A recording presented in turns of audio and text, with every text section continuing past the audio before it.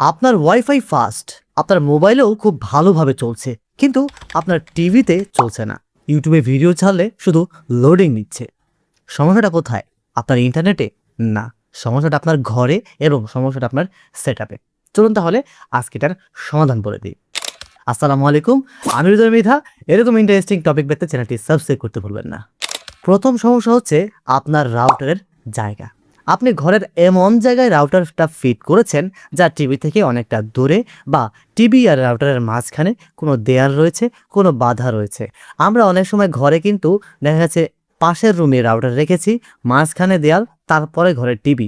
এতে করে কিন্তু ইন্টারনেটের একটা বাধা সৃষ্টি হয় এবং টিভিতে রেঞ্জ কমে যায়, যার ফলে ভিডিও বাফারিং করে, টিভি স্লো হয়ে যায়, ভিডিও লোডিং নেয়।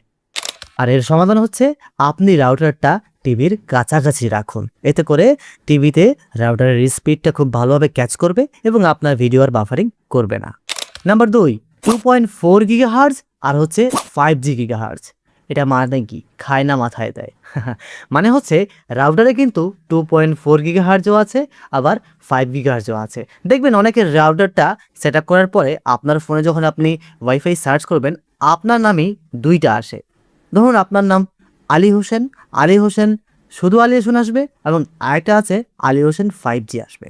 এখন কথা হচ্ছে 2.5 গিগাহার্জের স্পিডটা হচ্ছে অনেক দূরে যায়, কিন্তু স্পিডটা স্লো থাকে। মানে রেঞ্জটা অনেক দূরে যায় কিন্তু স্পিডটা স্লো থাকে। আর 5G গিগাহার্জটা অনেক ভালো স্পিড দেয়, কিন্তু এটা রেঞ্জ কম।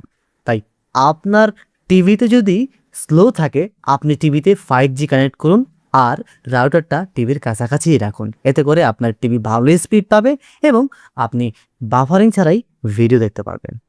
নাম্বার 3, ব্যাকগ্রাউন্ড অ্যাপ চালু থাকা। এটা কিন্তু একটা মারাত্মক রোগ। মানে টিভিতে আমরা অনেক ধরনের অ্যাপ্লিকেশনই ব্যবহার করি, দেখি এবং ঠাস করে হোম বাটনে ক্লিক করে টিভি থেকে বের হয়ে যায়, কিন্তু ব্যাকগ্রাউন্ড প্রসেসে কিন্তু আপনার সেই অ্যাপটা রানিং থাকে। আর ব্যাকগ্রাউন্ড প্রসেসে অ্যাপ রানিং থাকলে টিভির র্যাম খেয়ে ফেলে এবং টিভিকে স্লো করে দেয়। তাই প্রত্যেকটা অ্যাপস আপনি সেটিংয়ে গিয়ে ফোর্স স্টপে ক্লিক করে অ্যাপসের ব্যাকগ্রাউন্ডটা অফ করে দিলেই আপনার টিভিটা ফাস্ট হয়ে যাবে এবং আপনার টিভিটা আগের তুলনা থেকে বাফারিং করবে না এবং ভিডিওগুলো আপনি পরিপূর্ণভাবে ফাস্ট দেখতে পারবেন। নাম্বার 4, ক্যাচ ফাইল ফিল হয়ে যাওয়া। মানে হচ্ছে আমরা যখন দীর্ঘ সময় ধরে ইউটিউব দেখি, তখন ইউটিউবটা কিন্তু এক সময় এটা যে ক্যাচ ফাইল রয়েছে এটা বিল্ড আপ করতে থাকে। মানে সহজ ভাষায় বলতে গেলে, আপনি যখন ইউটিউব অ্যাপসটা প্রতিনিয়তই ব্যবহার করছেন, এতে কিন্তু এই অ্যাপসটা দিন দিন বড়ই হচ্ছে। মানে কিছু ক্যাচ ফাইল জমা হয়ে স্টোরেজটা খেয়ে ফেলছে। এতে করে আপনার টিভিটাও স্লো হয়ে যাচ্ছে, আর যার কারণে কিন্তু ভিডিও বাফারিং করে। তাই সেটিংয়ে যান, তারপরে অ্যাপ সেটিংয়ে যান, তারপরে ইউটিউব সিলেক্ট করুন, তারপরে ক্যাচ ফাইল ক্লিয়ার করে দিন। এতে করে আপনার অ্যাপসটা স্মুথ থাকবে এবং টিভিটাও ফাস্ট চলবে এবং এতে করে আপনার নেট কনজিউম হবে না এবং আপনি ভিডিও প্রপারলি বাফারিং ছাড়া দেখতে পারবেন। নাম্বার 5, খুব ইম্পর্টেন্ট একটা বিষয়, সেটা হচ্ছে আপডেট ইস্যু। আমরা টিভি তো কিনেছি, ঠিকমতো দেখছি, কিন্তু তার ট্রিটমেন্ট করছি না। ট্রিটমেন্টটা কি? টিভিটা নিয়মিত আপডেট করা।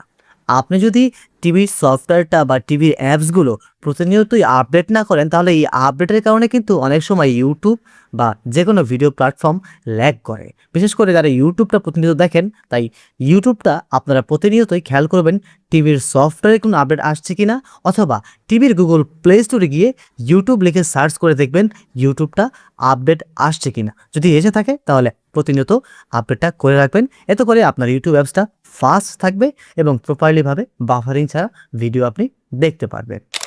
একেবারে ফাইনাল কথা বলছি, এটা মিস করাই যাবে না। সেটা হচ্ছে প্রতি সপ্তাহে অন্তত একবার টিভিটাকে রিসেট করুন। আমরা কিন্তু প্রতিনিয়তই টিভি দেখি, কিন্তু কেউ রিসেট করি না। অনেকেই ধারণা রিসেট করলে টিভি যদি নষ্ট হয়ে যায়। আরে ভাই না, রিসেট করলে আপনার টিভিটা পুনরায় জীবন ফিরে পাবে। তাই প্রতিনিয়ত সপ্তাহে একবার অন্তত টিভিটা ফ্যাক্টরি রিসেট করুন। এতে করে আপনার টিভিটা সম্পূর্ণরূপে নতুন রূপে আবার প্রাণ ফিরে পাবে। তো প্রিয় দর্শক, ভিডিও ভালো লাগলে লাইক করে দিন এবং আজকের ভিডিও দেখে উপকার পেলে কমেন্টস করে জানাতে ভুলবেন না। আমার সাথে যে কোনো সমস্যা নিয়ে যোগাযোগ করতে চাইলে আমাদের ফেসবুক পেজটি ভিজিট করে সেখানে মেসেজ করতে পারেন। দেখা হবে নেক্সট ভিডিওতে। আল্লাহ হাফেজ, আসসালামু আলাইকুম।